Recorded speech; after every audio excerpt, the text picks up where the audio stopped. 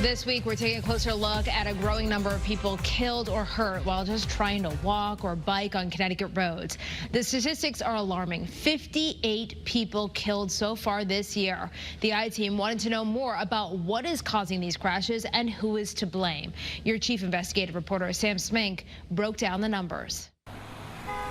Crashes involving pedestrians happen all too often in Connecticut.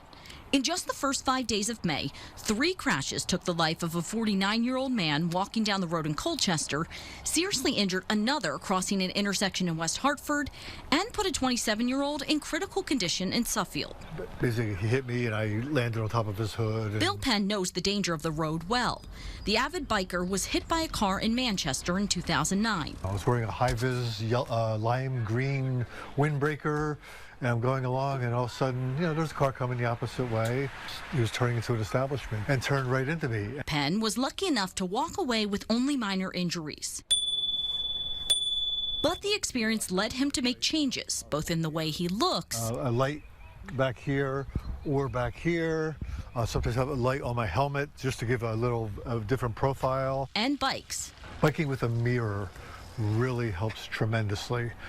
When you can see what's happening behind you, what's coming up behind you and how they're driving, it removes that mystery of not knowing what's happening behind you, so you're on edge. Not everyone pays as much attention as Penn. In the last 10 years, Connecticut has seen more than 18,000 crashes involving pedestrians or bicyclists. But what specifically are drivers and pedestrians doing when these crashes happen? The I-Team found almost half of all pedestrians or bicyclists are killed or injured while just crossing the roadway. In 41% of the crashes, the pedestrian did nothing wrong. But about 1 in 5 are hit when they are not supposed to be in the road. Year over year, what we're seeing is the trends are going in the wrong direction. Amy Watkins works for Watch For Me Connecticut, an organization for all things related to bicycle and pedestrian safety.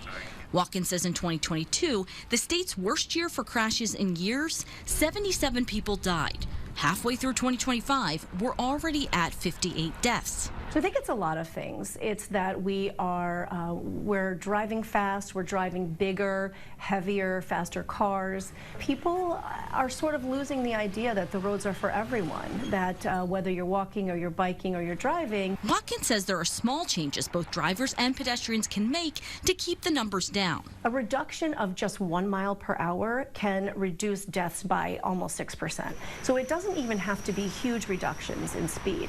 If you do go on a regular run after work, or you walk your dog early in the morning and you know it's going to be dark, yes, it's a very good idea to have reflective gear and bright colors and lights to make yourself stand out. It is important to always be looking out where you're going. Lessons Penn takes to heart. It can be scary.